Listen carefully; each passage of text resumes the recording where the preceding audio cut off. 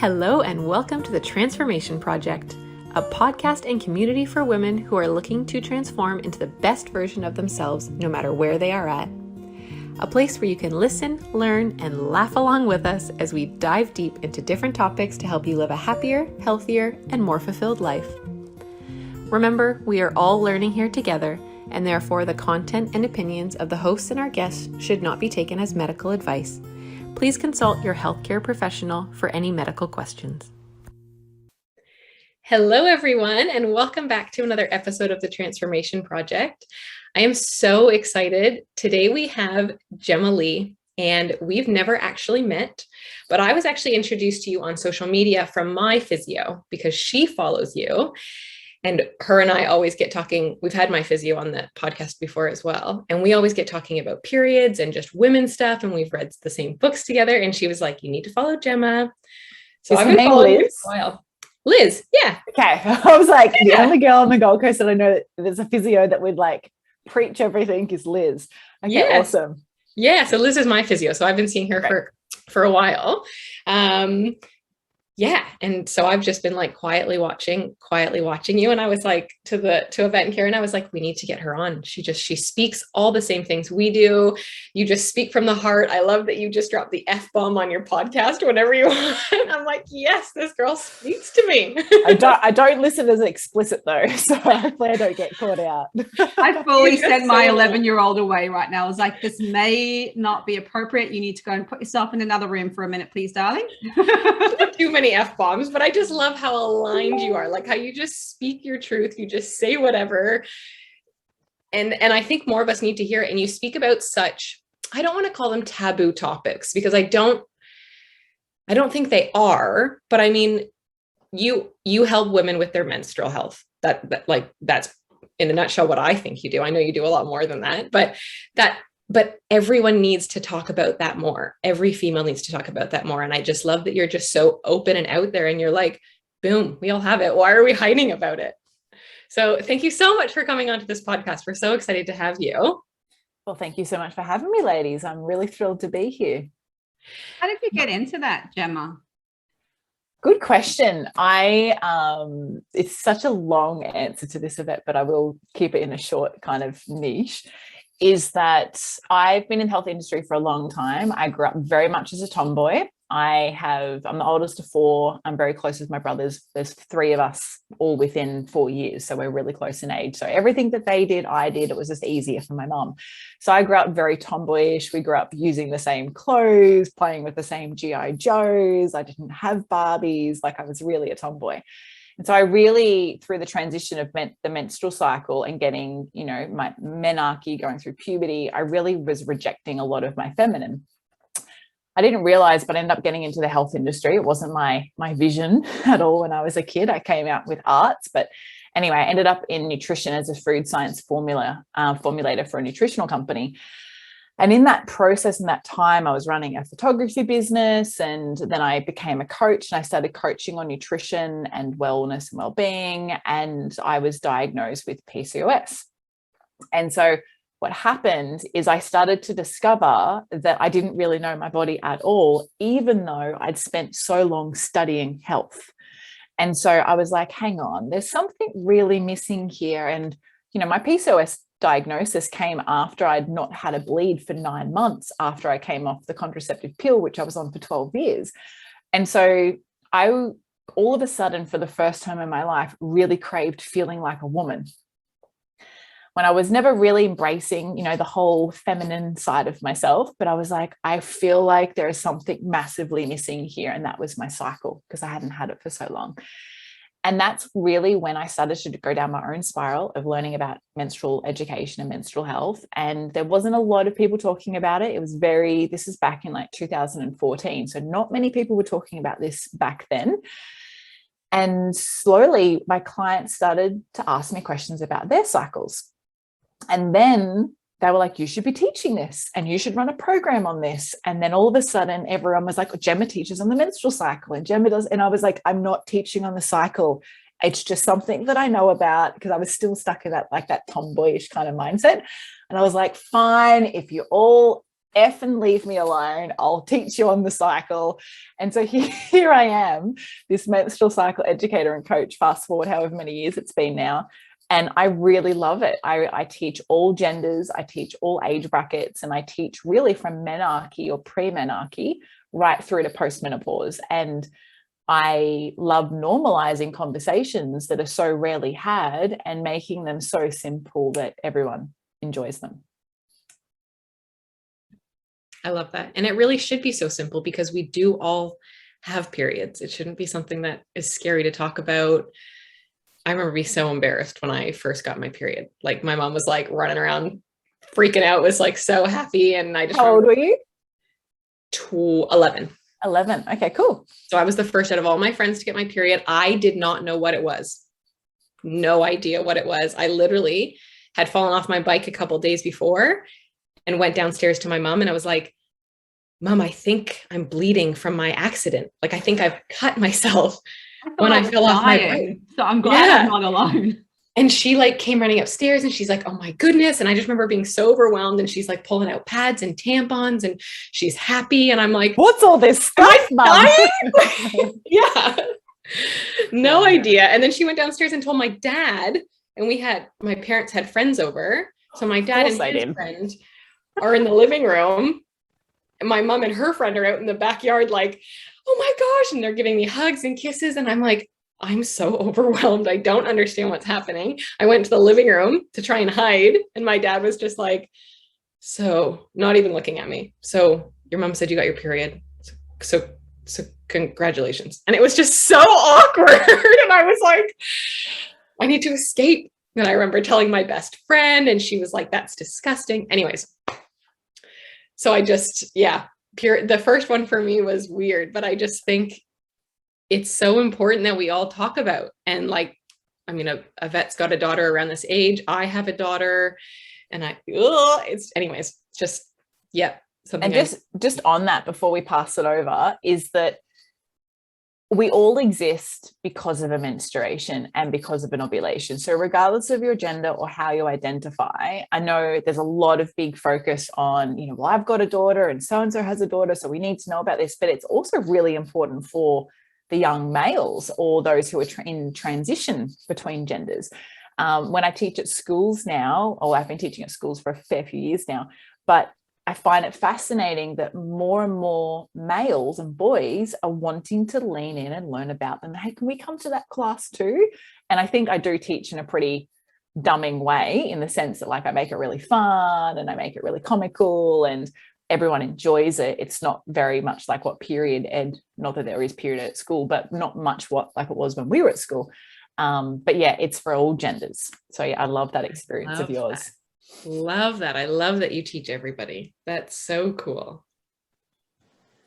I love that you do that too, Jenna. I know I'm a colon hydrotherapist, so I teach people about poo. So those conversations that society has deemed to be uncomfortable and wrong, and it's disgusting. Like Jess's word from her friends, first acknowledgement of what she was going through, and I also have 3 boys and a girl, so it is I agree. Like we all come from this space. That's the beginning of life. And it is a really important aspect of that journey. Do you find, like, obviously when we were younger, it was more of a taboo subject, but now that you're having these conversations with young people, do you find they're more open and willing and aware, or is there still that element of like secrecy and, embarrassment around it?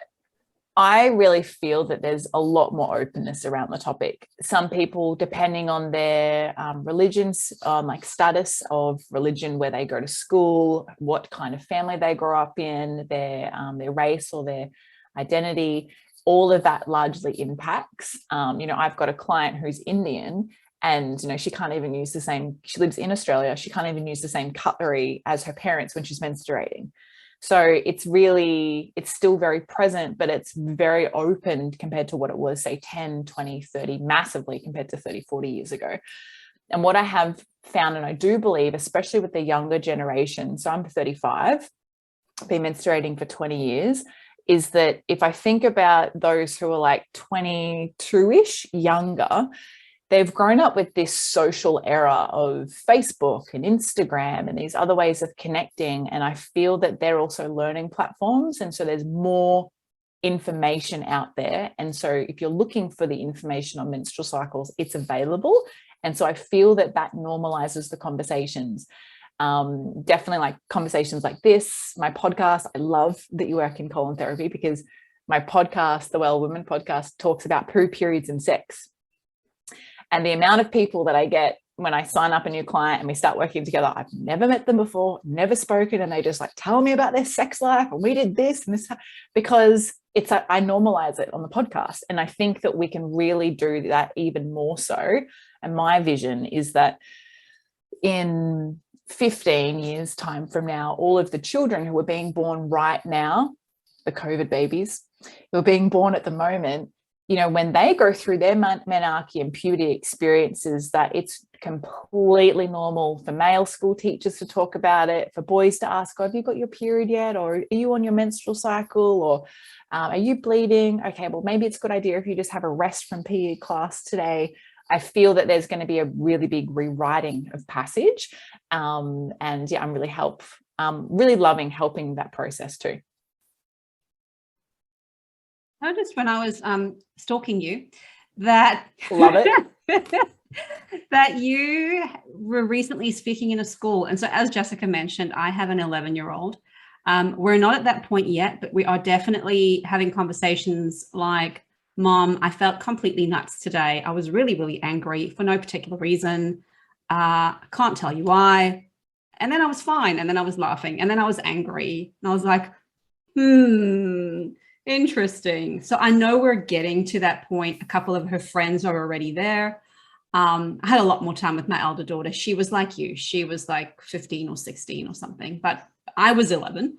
And as I mentioned earlier, it just happened. No one had ever spoken to me about periods. I asked my mom to call an ambulance. I thought I was dying. And that was the first time anyone had ever mentioned anything about periods before. I knew nothing about it. It had never been spoken about, which was odd, because it was just my mom and I, single mom, but she just never mentioned it. And I'd really like to do a much better job with my daughter. And so what do you kind of recommend when moms are talking to younger girls who are heading into puberty, to kind of make them feel more comfortable and understand a bit more about, you know, the monthly process around their cycle and how their moods might change and what they can expect, and how to be enthusiastic about it and joyous about it, as opposed to worried or concerned? Oh, I love this so much. It reminds me of the question that I used to get when I solely worked in nutrition. And I used to run a lot of kids workshops. That's where working with kids kind of came from. Is the question was like, how can I get my kids to eat more vegetables? You know, they're happy on the fruit, but they just won't eat any vegetables. And my answer always was, well, how many vegetables do you eat? You know, because your kids are just going to mimic you, like you are their ultimate role model. Teenage years, they want to be opposite you, but that's another story.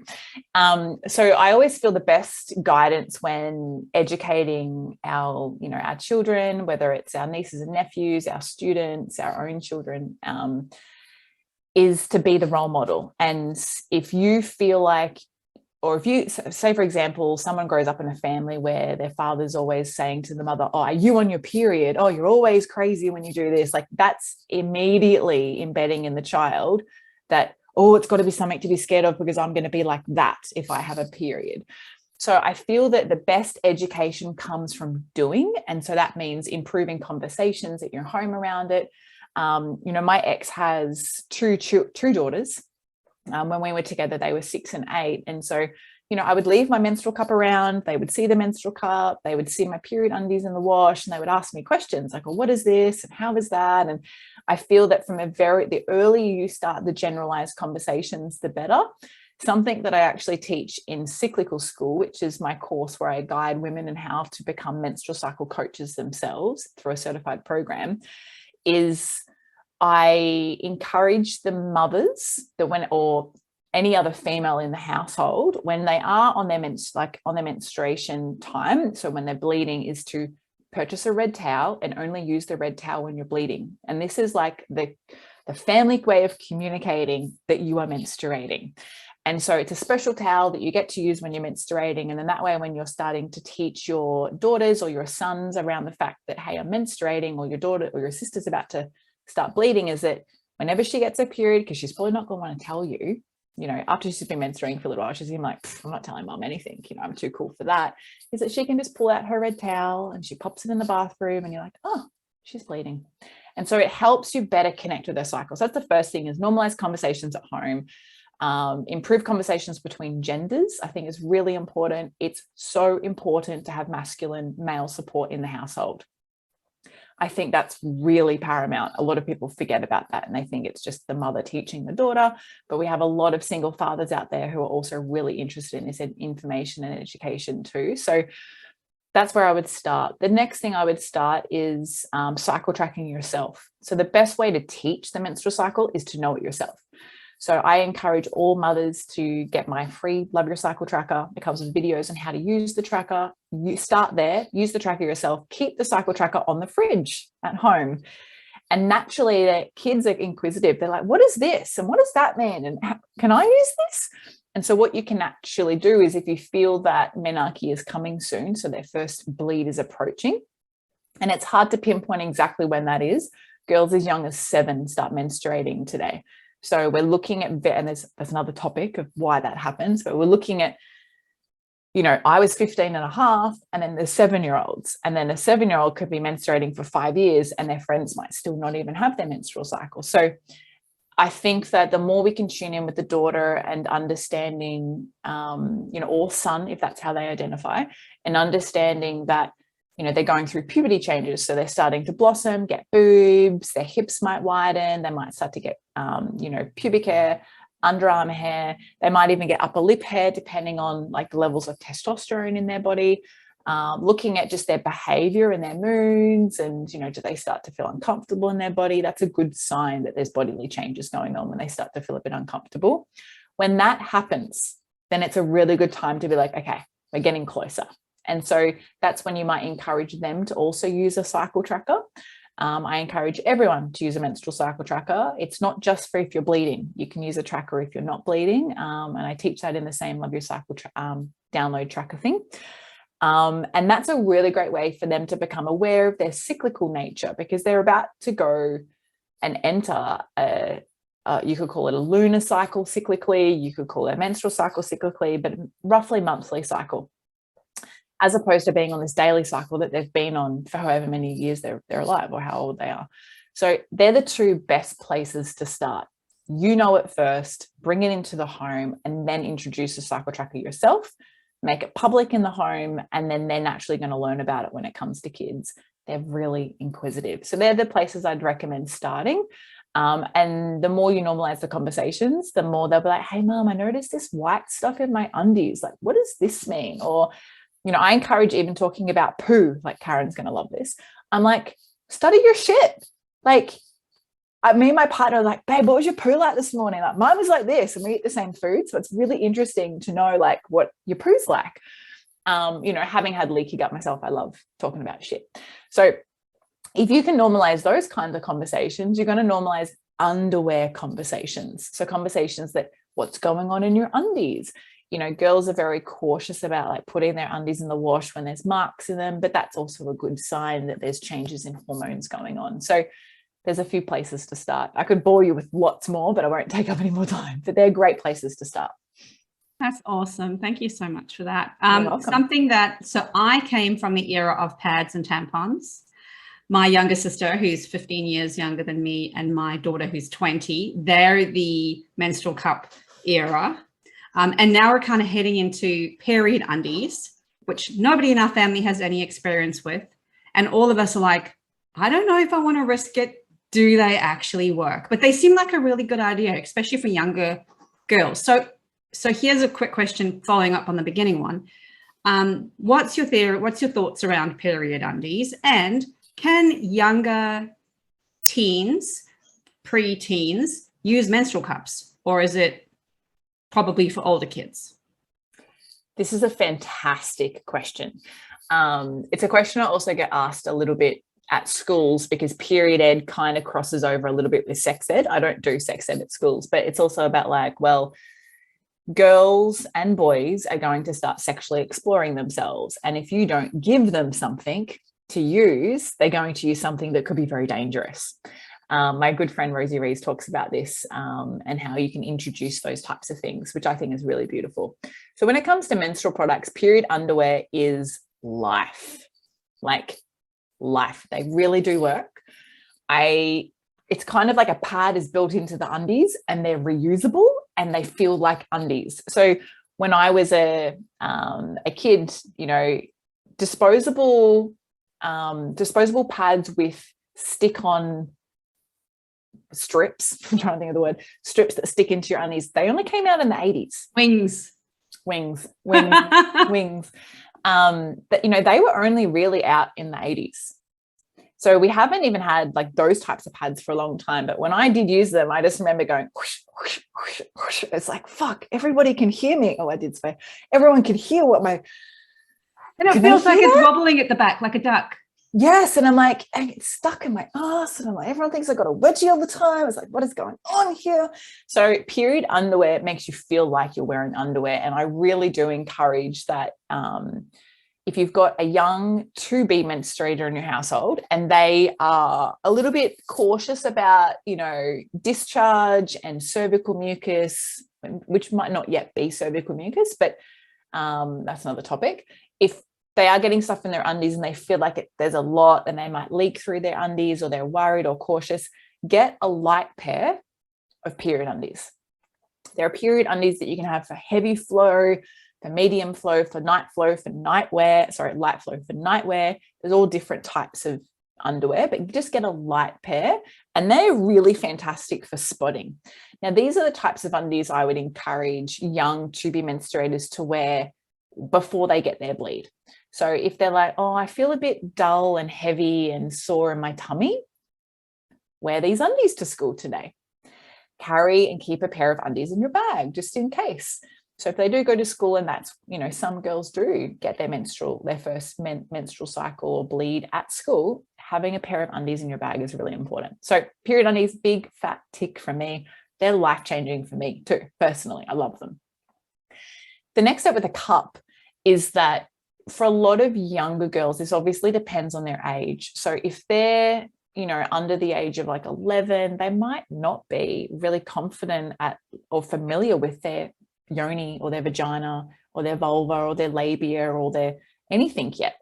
So especially if they haven't even been through the sex ed at school. Little side note on that, period education and sexual education is not the school's responsibility. It's a parent's responsibility. A lot of people think, but you know, that's what I send them to school for. It's not the school's responsibility. So it's really important for parents to become educated. But hey, where's that handbook that you get when you give birth that says, this is how to raise your child? So unfortunately, that isn't there. So with entering anything into your yoni, that can feel really uncomfortable if you're not familiar with it. So I know that a lot of young girls, if they're say 15, 14, 13, and they would like to maybe use a menstrual cup, using a yoni egg on a string can be helpful because I wouldn't say it's soft, but it's got a very smooth layer. So it's easy to insert, it's easy to pull out. If you can connect with her cycles, you know what a great time is to try doing that. I'd suggest around ovulation when there's more space inside the yoni. And that can help familiarize and connect them with their bodily parts, right? So a menstrual cup, though, I would encourage that for girls to feel confident that their cup is working is to wear the cup and wear a pair of period undies at the same time, just until they get really comfortable with the cup itself. I encourage adults to do that. All right, so this isn't child specific or teen tween specific, but it's a great place to start. With the cup, it can be very confusing and entering and knowing how to fold the cup and enter it. It's very different to a tampon, which you kind of just push in. Yeah. And you can get tampon applicators. But cups are great because they're reusable. You know, if you don't have a tampon or you don't have one to change it over, you can just take it out, you can wash it and then insert it back in. But it can be a little bit confronting. So if someone's going to opt for pads, period underwear is a fantastic way to go. Get a set of 6 pairs. Make them all different fun colors so they know which is which. They can look like general undies too, and they don't squish around, which is nice. And then with a cup, when they're interested in it, you know, if you know how to use a cup yourself, you'll be able to teach how to use a cup. But if you don't use a cup yourself, you're not going to be the best person to share how to use a cup. So that's when you might be like, hey, call your auntie and ask her, you know, next time she's over, you know, whatever, you know, next time you're over there. That's a really good way to do it. But I wouldn't push menstrual cups on them until they're ready for it. It can be very confronting. It's kind of like having sex for the first time. You know, it's like, oh, it's tight, it's uncomfortable. You're not used to that part of your body being touched. So that's what I would encourage. Is that helpful? I hope that's helpful. It is helpful. And it's solidified in my mind that I'm calling her 20-year-old sister when we ever get to that discussion. I'm 7 years older than my mum. I'm 7 years older than my sister.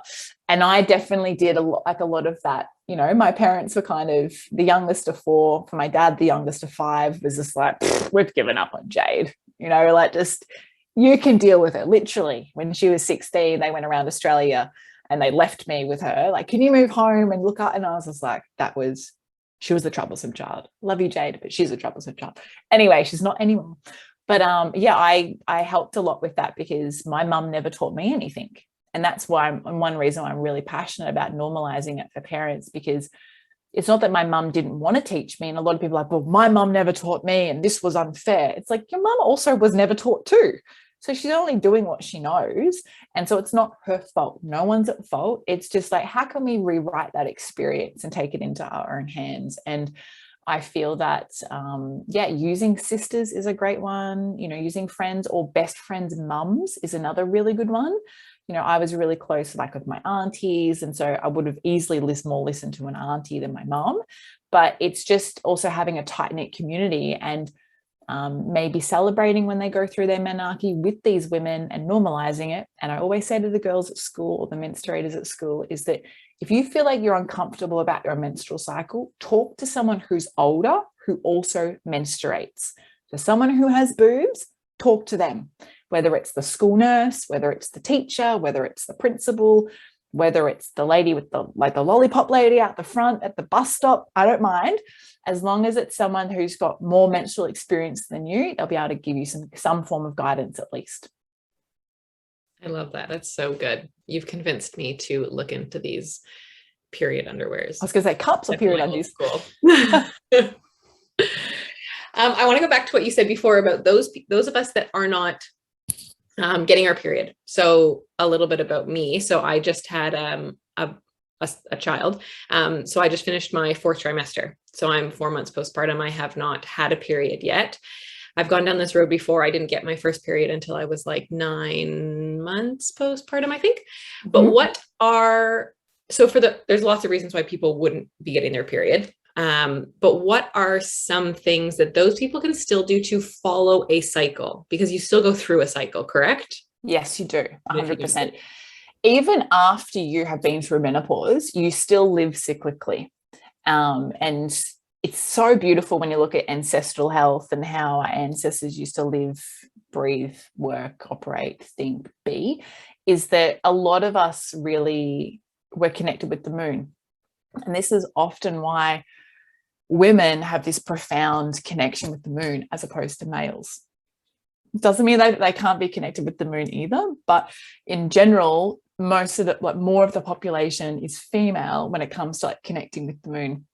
And so what we do when we're not menstruating for whatever reason, there's lots of reasons: hysterectomy, loss of period, so amenorrheic, postpartum, pregnant, not yet menstruating, as in like teen or tween, premenopausal, menopausal, postmenopausal.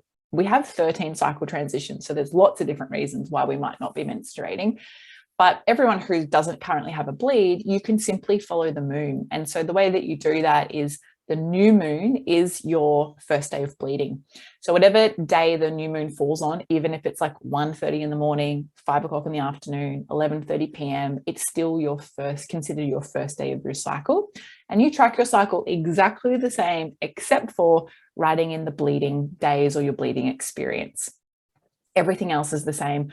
And just on the note about postpartum, every woman's experience postpartum is very different when it comes to like, when are they going to get their period back? it does the reason why, or the thing that links with it, is breastfeeding. But breastfeeding does not mean that you're not going to get your period back. So if you are breastfeeding, you can get your period back. This comes back to what's known as the LAM. It's the lactation amenorrheic method of natural contraception.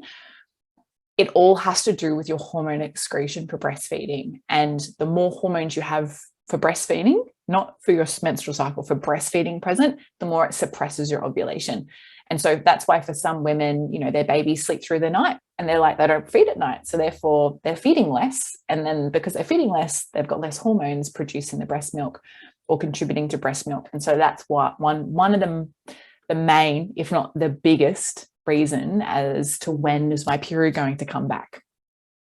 So hopefully that answers that question. Yeah, because my daughter breastfed all the time, which I guess explains why I didn't get my period back the first time until I finished breastfeeding with her. But my girlfriend, two girlfriends recently have had a child, and both of them got their period back at 4 months, but we're still breastfeeding. And they were like, this is weird. But now that you say that, I don't know about the one, but the one girlfriend, at least, her son has been such a good sleeper the whole time. So she wouldn't have been breastfeeding all night. So that's super interesting. I didn't know that. Yeah. And this comes back to, I guess, the parent's choice. And I say parents because it is a collective choice, parentally, whether you sole breastfeed for 6 months, a year, like that's a lot of responsibility on the breastfeeder.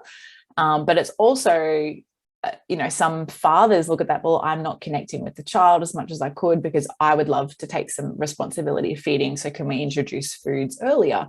So it's just parents choose choice, and there's no wrong or right.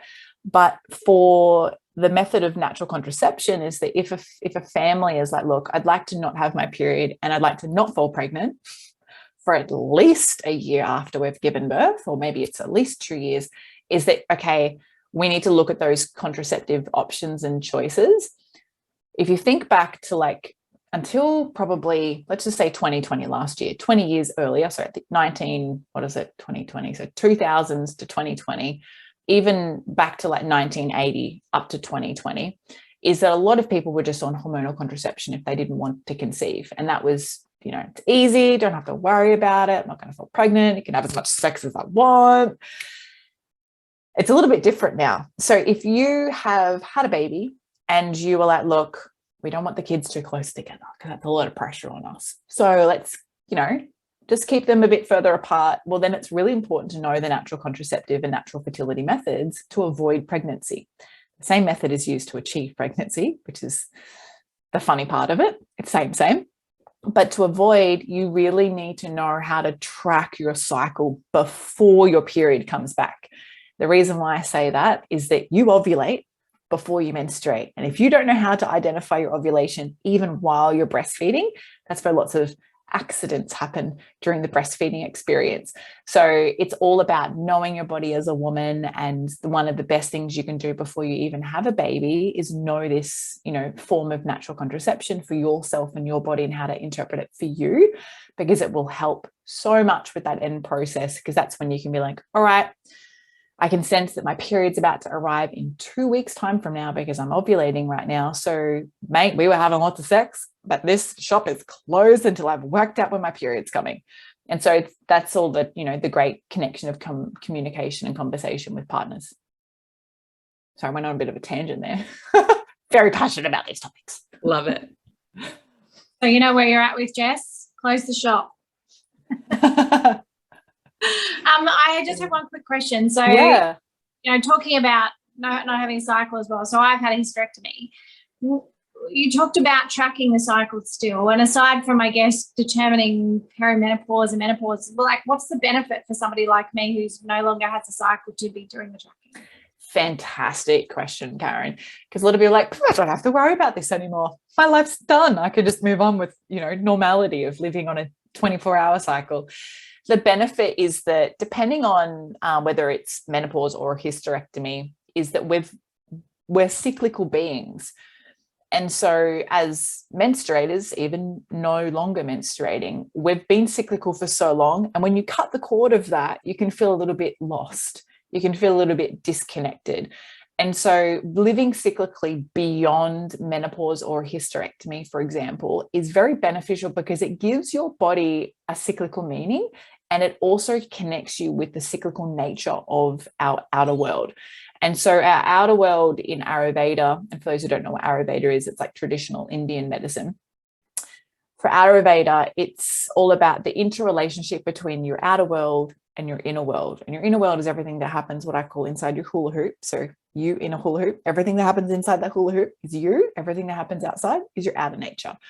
And so when you are running on a moon cycle, you're actually connected with the ebbs and flows of the yin and the yang energy of the world and nature. Seasonally, you're connected with the seasons outdoors, but you're also connected with your own inner seasons. And so it's really beneficial. A lot of the women that I've helped through menopause or guided through menopause love the fact that they like, hey, I don't have to deal with menstruation or ovulation and trying to work out this, when am I fertile, when am I not fertile thing. And so I can still enjoy all the benefits of cyclical living without menstruating. So hopefully that's helpful, Karen. So good. I love it. You're welcome. So I have one final question for you, and I'm totally going to steal it off of your podcast, because every time I listen to it and you ask everyone, I think about what my answer is, but I feel like you never get to answer your own question. Can I ask you the question? You can, but first I'm going to ask you the question. Yep. If you went back to your younger self and your first bleed, yes, what are 3 things that you would not change, but like that you wish you knew? Yeah, this is the question I ask to every podcast guest. I actually have answered this. My best friend interviewed me for the 99th episode, and which was a really, if you want a fun episode to listen to, she knows me so well and she can just crux it. So it's a great episode. But there's lots of things that obviously I wish I knew, knowing all this stuff. Number 1, I wish that I knew about body confidence, and that naturally my body is going to evolve and change, and that how I feel today is going to be different to how I feel tomorrow. And that is beautiful. So that's the first thing that I wish I knew. The second thing I wish I knew is that menstruation is a gift and a rite of passage, and it's a superpower. Like we mentioned earlier on at the start, is that it is something to really embrace. It's not something to be ashamed of, to be scared of. I used to be really, growing up as a tomboy, I was very athletic. So on my first menstruation, the day 2 or day 3 of that cycle, I also had swimming carnival, and I was one of the best swimmers at the school. And so I couldn't not all of a sudden decide to not swim. So I had to teach myself how to use a tampon and try to not bleed in the pool whilst I'm also swimming for the first time of using a tampon. So I just wish that I knew that it was a gift and it was nothing to be ashamed of, or, scared of, or people are going to make fun of me. I would have been like, you exist because of a period. That's what I would have said as the snappy 15-year-old. And then the third thing that I wish I knew, so many things.